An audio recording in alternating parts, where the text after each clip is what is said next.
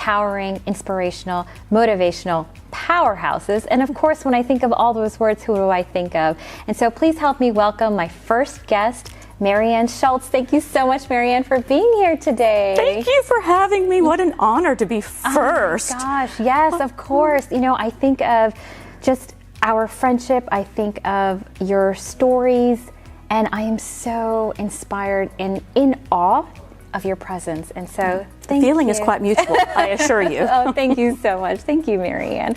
So, Fire Within Her, it's about women empowerment. And women, we go through so much in our lives. If men could even handle a quarter of what we go through, right? Right. They have no idea. No. And so to be in the presence of powerful women, it's powerful in and of itself. I'm a firm believer we do not take the ladder behind us. We carry it with us for others to climb it as well. Absolutely. You are one of those women, Marian. Can you share with us your story, your passions? You know, it can be high level. We can get into it, but start off with you, Marian. Who you are, you know, wife, mother, entrepreneur, business, whatever. Okay. What makes you Marian? Okay. Well, I'm happy to say that my story is still being written. Who I am and what I do. Those are I've learned two really, really different questions. Who I am is a beloved child of God. Full stop. Just hard stop. What I do, that changes every day. I wear a lot of different hats and play a lot of different roles. I am a wife of almost 28 years. I have 4 beautiful children, ages 15 to 24.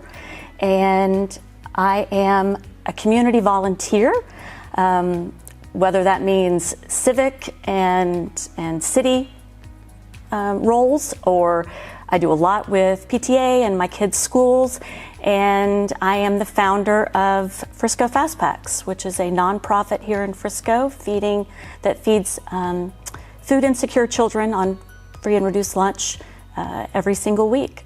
And that is a very high level of what I do. But we'll start there, and we'll just deep dive from here. Absolutely. Okay, so Hungry Children.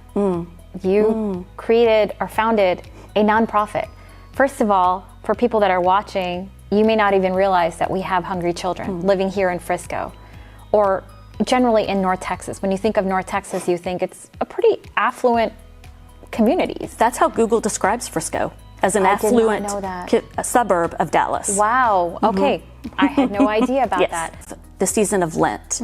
And for Christians, that is the 40 days prior to Easter that we prepare and wait with great expectation the death and resurrection of Jesus. And for Christians, Lent is usually a time of personal reflection. A lot of people give up certain vices. A lot of people adopt what I call holy habits, something that they do and add to their daily routine. In 2013, I was checking all the boxes. I was attending worship and doing Bible study and had a regular prayer life, but I still felt like there was this significant disconnect between myself and God. And I really, really wanted to deepen that relationship. And for me, at that time, the answer was fasting, traditional fasting. I did water only for 40 hours every week during the 6 weeks of Lent. Wow. There was really no rhyme or reason to that. I mean, 40 days is a very holy number. 40 is a very holy number. Yes. So 40 hours, and I discovered very, very, very quickly that I do not like being hungry. I just don't.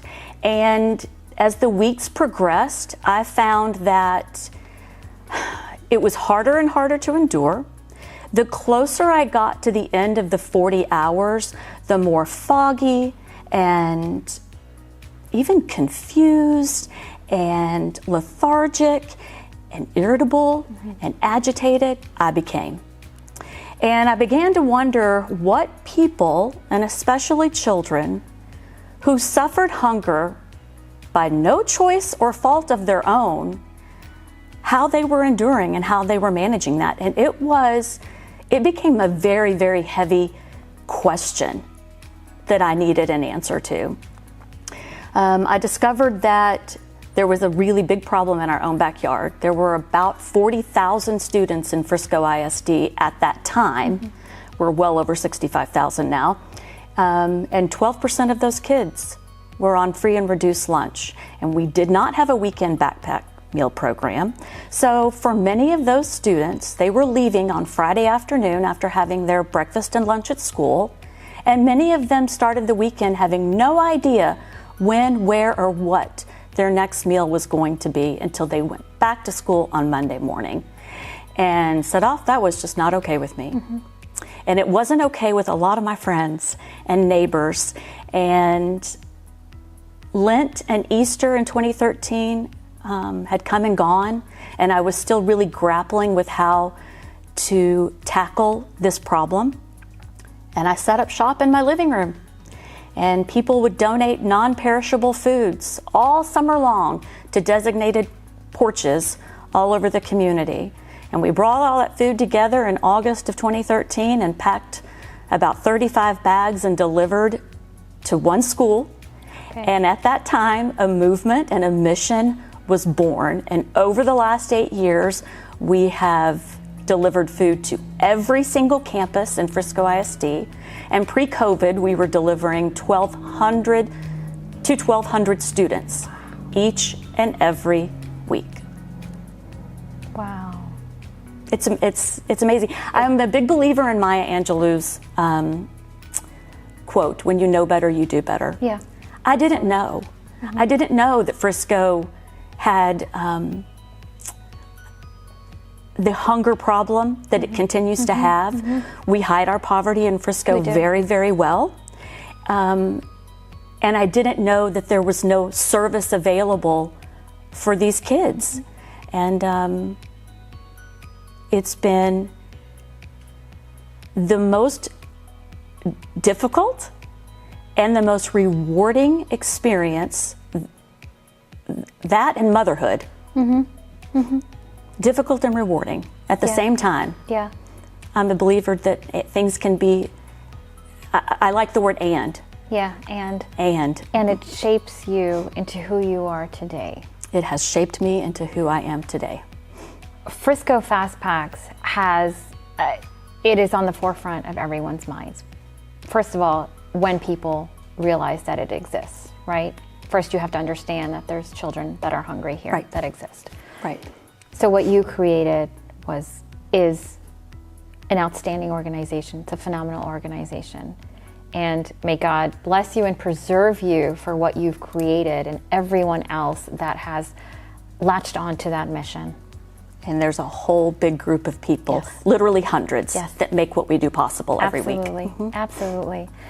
So Marian, so that was kind of, so not kind of, but it was a spiritual awakening for you, even though you were checking off the boxes. I think many of us that are faithful, are spiritual, we know that we have some sort of calling, right? God created all of us to do something.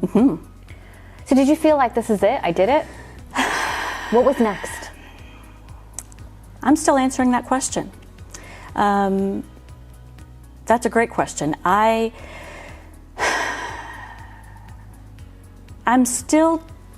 don't know that I've closed that chapter completely yet. I'm still very involved. I delivered meals during snowpocalypse, as we so lovingly call it around here, a couple of weeks ago. I still enjoy speaking on Frisco's behalf and representing, on Fastpacs' behalf, and representing the organization as the founder and telling my story to faith communities, and really anyone who will have me.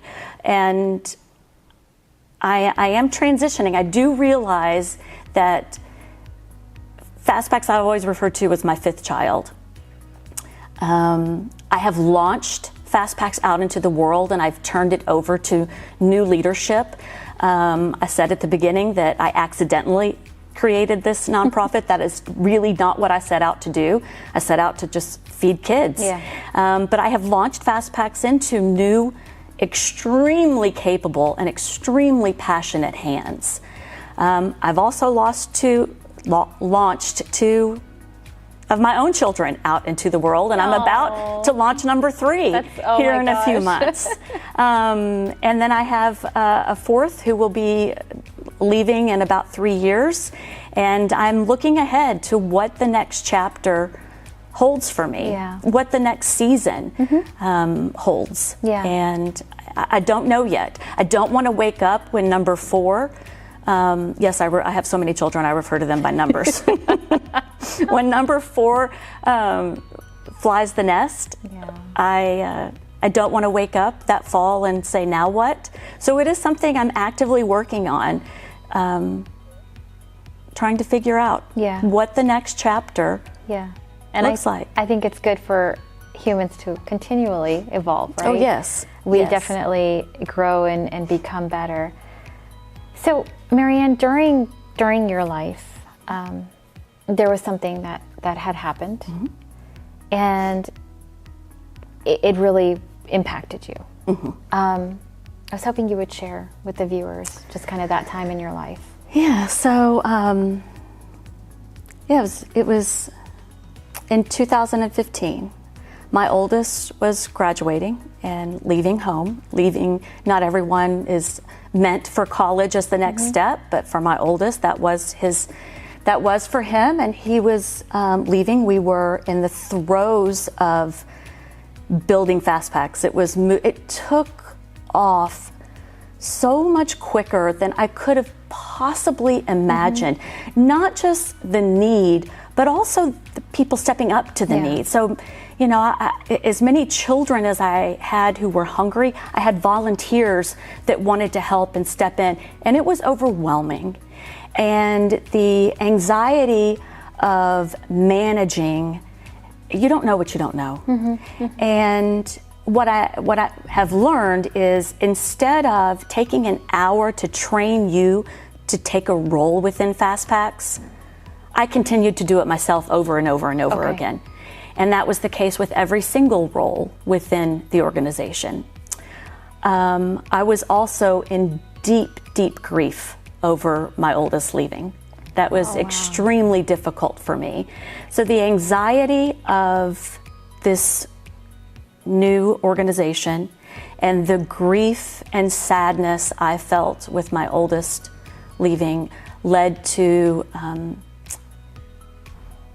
me being diagnosed with anxiety, general anxiety disorder, and major depressive disorder, and eventually suicidal ideation. And in December of 2015, I was hospitalized the week before Christmas. My husband found me in the bathroom, on the bathroom floor, clutching a bottle of, holding a handful of sleeping pills, crying in the middle of the floor. He scooped me up, and through a series of starts and stops over the next 24 hours, I eventually ended up in a behavioral health hospital and spent the next 5 days starting the journey to getting healthy. And was it because of your husband that was the breaking point, that he found you, or did you know something was wrong? I knew something was wrong. Hindsight really is 20/20, and I didn't know until it was literally on top of me. It's exhausting to keep up an act and to pretend that you are okay when you are not okay. It is the most exhausting thing I have or will ever do. And for months, I wore a mask of contentment and happiness, and it was all fake, and it was all pretend. And as that became increasingly harder to do, and I began to crumble under the pressure of keeping that up, I stopped sleeping, I stopped eating, and of course that just spirals the whole thing out of control.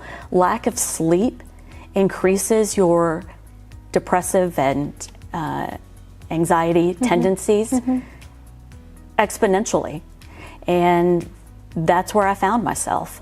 And I was desperate for all of that to end. And when you are that sleep deprived and that anxious and depressed, I really thought in those moments that I didn't have another choice, that there was really no other way for that pain to end but than to swallow those pills. Mm-hmm. Why did you feel like you had to put on an act? Because I was the face of this darling organization. You said it yourself. We are beloved in this community, and I am very grateful for that. But for a long time, I was that face, and that's a lot of pressure.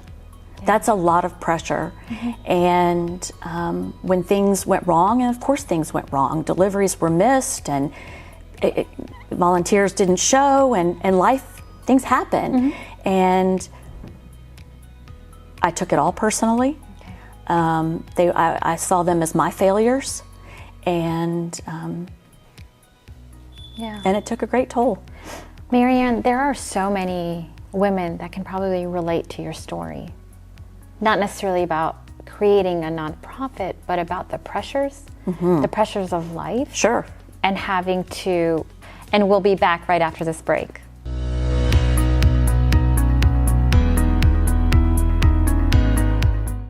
What did you do with the money you saved on electricity by switching to Discount Power? I took all my friends out to dinner. I paid off all my credit cards. I took my whole family on a vacation. I bought all this. At Discount Power, saving you money on electricity is our business. What you do with it is yours. Great rates, great service. Simple. Visit discountpowertx.com today and save.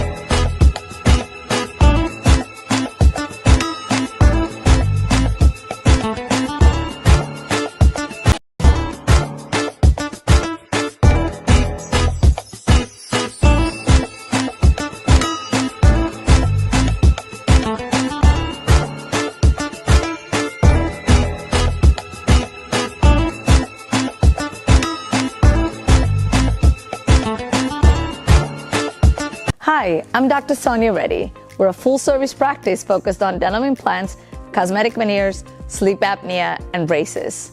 If you're embarrassed with your smile or have chipped, cracked teeth, call our office for your free consultation. I'll personally take care of you.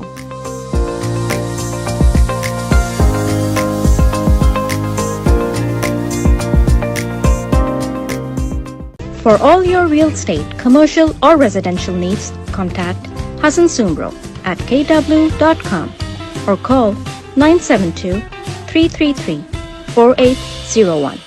Hassan Sumbro, Realtor with Keller Williams.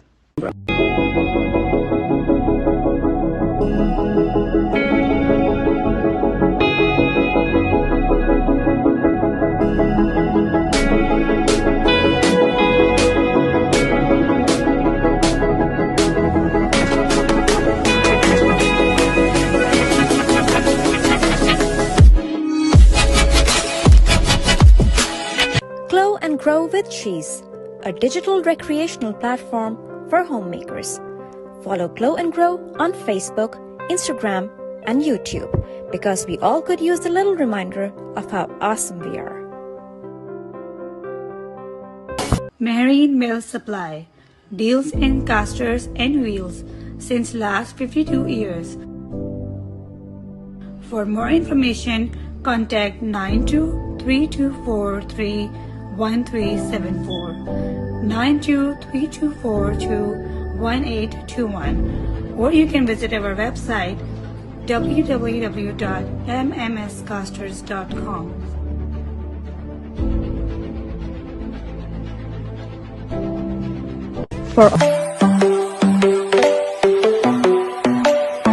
Solar company has an A+ rating with the Better Business Bureau, OneSolarSolution.com. Which solar company offers in-house financing with the best rate and easy approval? OneSolarSolution.com. And which company has the best looking brand ambassador? No one else. OneSolarSolution.com.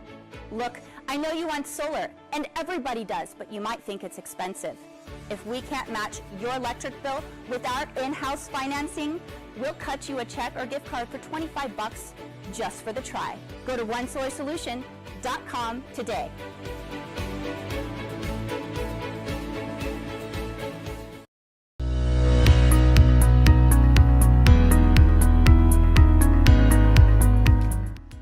And we are back. You are watching Fire Within Her, and I am your host, Sadaf Haq. Today, like I said, it's our pilot program today. We're premiering season 2 of Fire Within Her, and my guest is Marian Schulze. Welcome back, Marian, from the break. So we were talking something which was very, very heavy. Mm-hmm. We were talking about mental health. Mm-hmm. We were talking about the incidents that you went through. Mm-hmm. And I wanted to ask you, there are so many women that really put so much pressure on themselves because society puts pressure, family puts pressure, children put pressure. Mm-hmm. And why is it that as women, we feel the need to smile and say that we are okay and have to go on other people's timelines?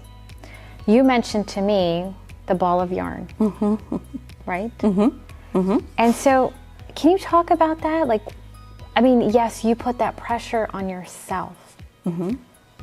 but was it because of society? Was it because, I mean, God doesn't even put that pressure on. Oh no, oh no. So here's what I'm going to say about that. I really do think that it's not society. I think it's self-imposed. Okay.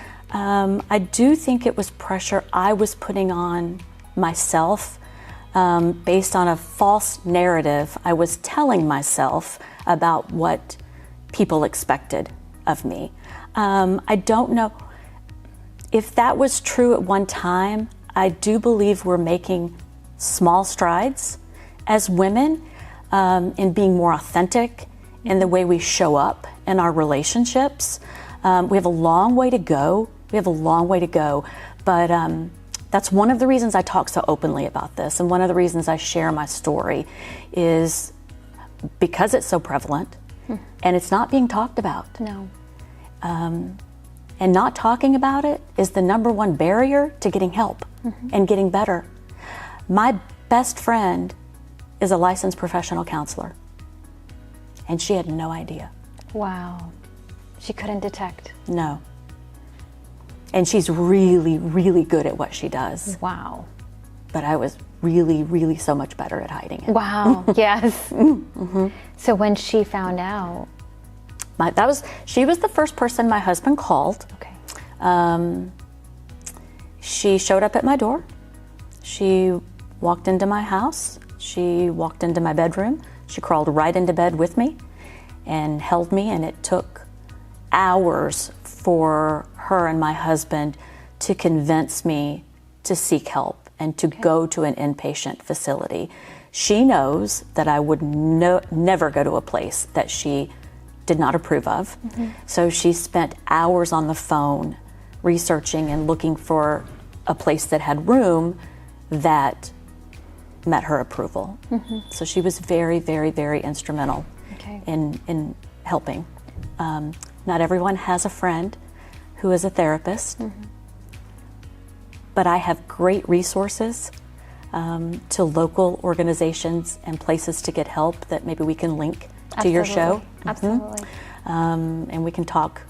We can talk about that, but there are some places and some incredible resources that I highly recommend, and resources I've used myself and resources that my family has used. And I think that's one of the things where people don't understand, or slowly are starting to understand, is that physical health is important, but so is mental health. Sure, and they're related. And there's still this stigma or this taboo behind mental health. Back to your story, so how long were you in treatment for? I'm still in treatment. Okay. I was in inpatient for 5 days. Okay. And then I was in an intensive outpatient program. Okay. 3 days a week for 6 weeks. Okay. And you took yourself to the outpatient? Yes.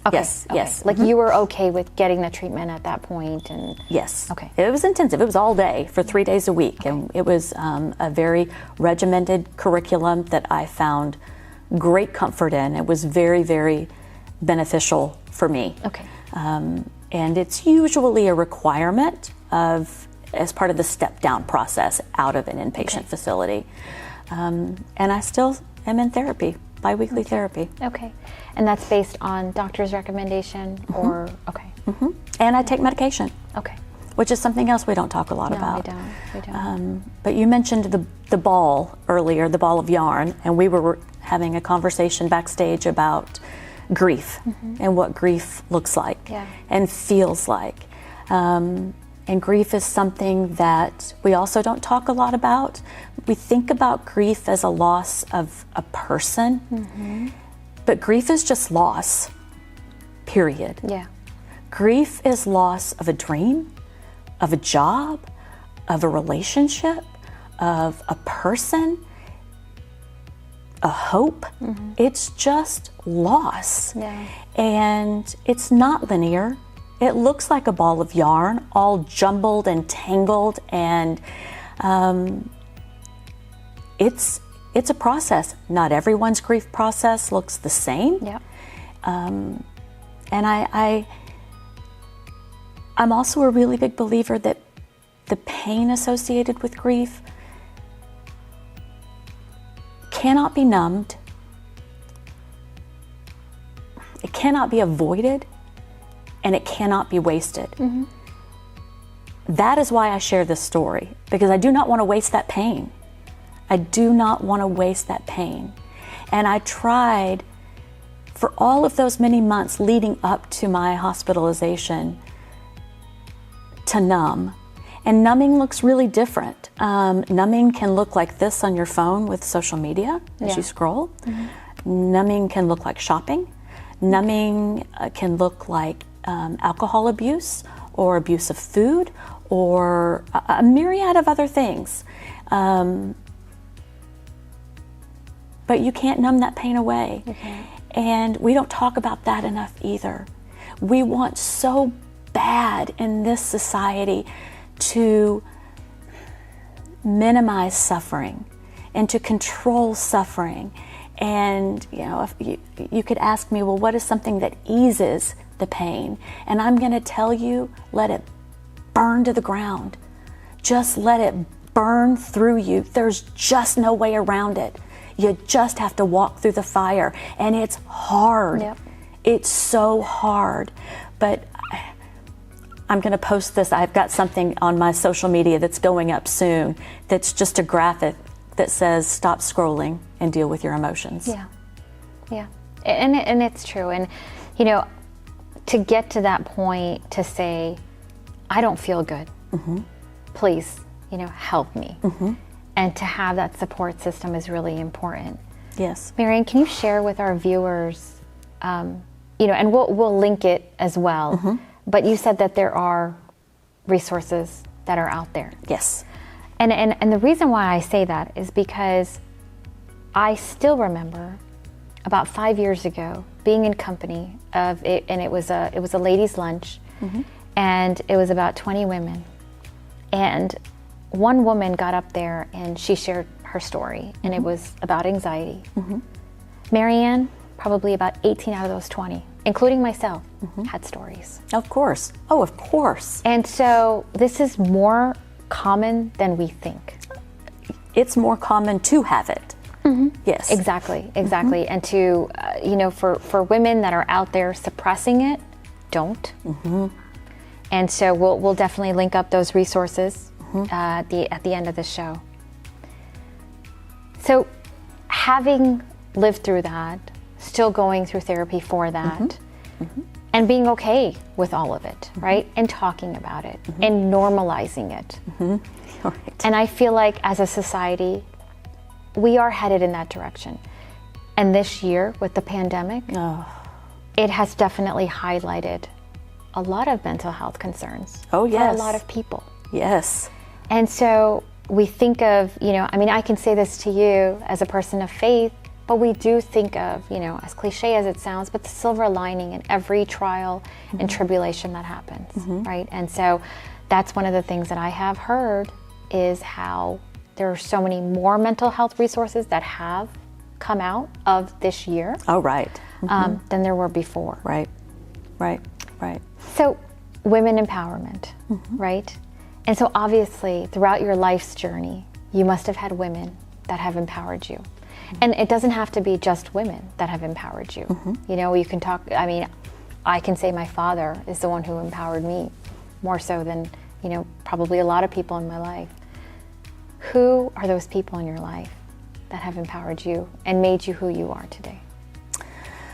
Well, I have the most awesome friend group, and I mean,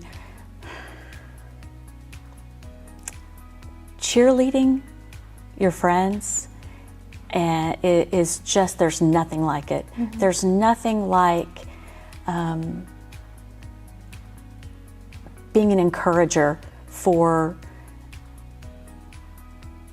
the people in your life, the women in your life that you love. And I have been on the receiving end of that, and I have given that. So I'll start with a great group of friends. I have one sibling, and she's my baby sister, who's 4 inches taller than me, but I don't say little sister. She's my younger sister. Emma, she has a story of her own that is being beautifully written, and she inspires me. She's going to see this, and there will be tears. She inspires me in ways that I don't tell her enough. But watching the way she parents and the way she mothers, and the person that she is in her own community it gives me hope and strength and so much courage. I have an amazing spouse. To go through everything that we have gone through, and you are right that it does not take founding a nonprofit to lead me to a behavioral health hospital. Those two things, what I am learning about myself is that there were so many warning signs and so many things that were happening in my life before Fastpacs before Lent of 2013 even began. And my husband and I, we've grown up together. We were high school sweethearts. It's so cliche. I don't remember not knowing him. So we quite literally grew up together. And he is the most supportive and encouraging partner And we are partners in all things. So he empowers me and has more confidence and faith in me than I do. That's beautiful. Absolutely beautiful. And yes, you have to have a strong spouse. Yes. Definitely. Yes.